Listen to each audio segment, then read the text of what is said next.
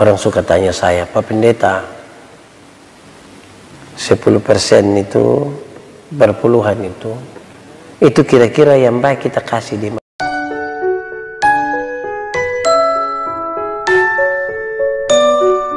Yang paling buat kita susah itu adalah kalau yang bagian dari Tuhan punya tidak segera cepat-cepat kita berikan. Ada orang ketika dia terima uang, terima berkat, dia berencana untuk memisahkan yang 10%. Kalau dia ambil yang 10% itu lebih baik langsung diberikan kepada gereja atau di mana. Sebab biasa yang kita lakukan itu adalah kita simpan tahan. Kalau sudah simpan tahan itu pasti ambil tahan. Dan kalau sudah ambil tahan itu pasti pemutihan. Dan kita mau bikin komitmen baru untuk kepentingan itu. Pernah alami kok? Simpan tahan, ambil tahan, dan pemutihan.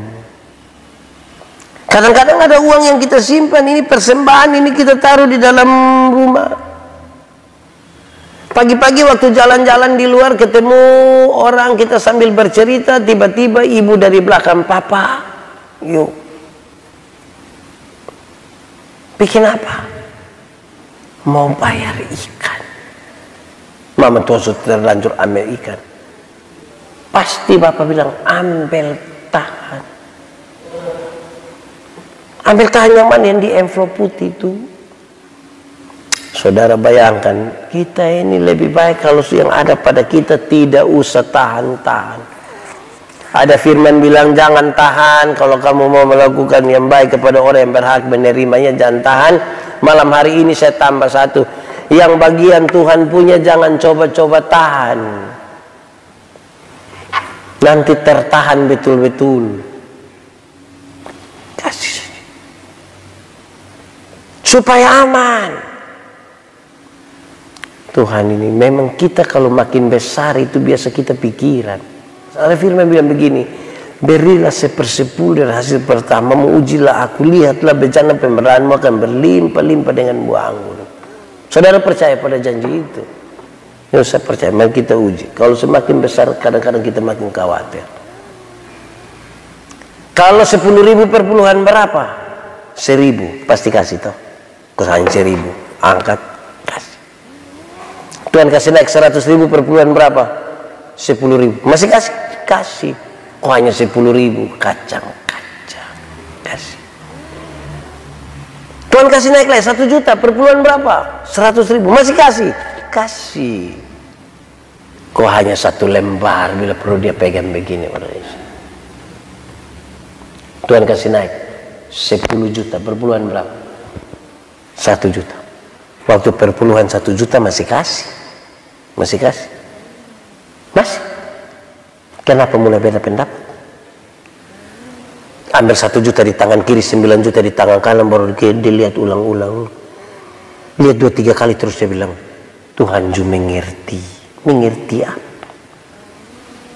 Itu kita yang mengerti itu. Kita buat hati ini betul-betul terikat di harta, saudara.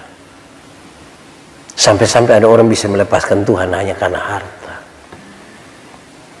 Di beberapa tempat, saudara, ketika para buruh mau bergereja, ada kesempatan di mana para pengusaha itu menaikkan mereka punya uang lembur itu 2 kali lipat. Membuat para buruh ini pikiran, mau pikir gereja atau tidak terima, ini uang 2 kali lipat ini. 2 kali lipat. Kadang-kadang uang ini bisa buat kita susah, komitmen kita bermasalah. Saya baca satu kisah kecil ini, ada seorang bapak jalan dengan istrinya, pak ini jalan di istrinya, tiba-tiba mereka lihat uang 2.000 rupiah di jalan, ada uang 2.000 rupiah. Terus yang ibu ini pas mau ambil, suaminya bilang, "Mama, jangan." Kenapa? Jangan, tidak boleh. Itu bukan kita punya. Tapi kan tidak ada orang yang lihat, Papa. Sekalipun orang tidak lihat, ingat itu bukan kita punya. Oke, ini ibu tidak ambil, orang jalan terus. Beberapa ratus meter ke depan tiba-tiba mereka lihat ada uang 100.000 di situ. Ya kalau tadi istrinya mau ambil dilarang, sekarang suaminya yang mau ambil. Istrinya bilang, "Papa, jangan." Kok kenapa? Itu bukan kita punya. Tapi suaminya bilang begini, "Tapi kan tidak ada orang lihat." Istrinya bilang, "Sekalipun tidak ada orang lihat, itu bukan kita punya. Tadi kan papa yang bilang." Terus suaminya bilang begini, "Mama, coba mama pikir baik-baik. Kalau satu hal yang sama Tuhan izinkan terjadi di kita 2 kali, itu pasti ada maksud Tuhan buat kita. Ini sudah salah ini. Kalau uang besar itu kita mata hijau, Bapak. Hati-hati. Supaya kita tidak gampang terbeli. Supaya kita kerja dengan syukur. Supaya kita menikmati segala sesuatu dengan rasa hati yang baik. Kenapa saudara tahu? Karena uang ini juga bisa bikin kita saudara bersaudara saling melupakan. Seorang sahabat bilang saya, kalau mau diingat oleh seseorang, pinjamlah dia punya uang. Kalau bisa pinjam banyak. Itu tiap hari dia ingat kita. Seandainya dia bisa bunuh kita, dia bunuh. Berilah dengan sukacita. Bukan soal berapa nilainya, tetapi hati yang utuh untuk memberi. Dari hati utuh untuk kemuliaan hormat bagi nama Tuhan. Orang suka tanya saya, "Pak Pendeta,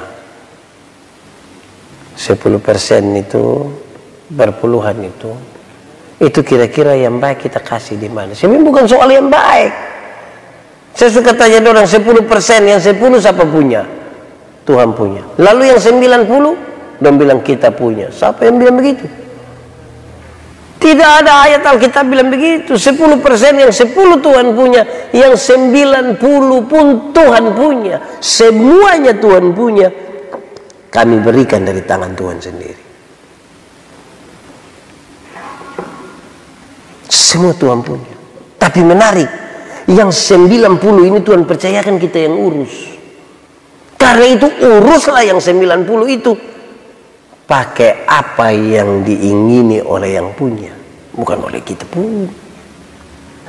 Supaya jangan ada lagi yang bertanya kepada saya, "Pak Pendeta, kira-kira kalau ada orang susah datang kok kita ambil dari perpuluhan, kok kita kasih dia bisa?" Tidak bisa.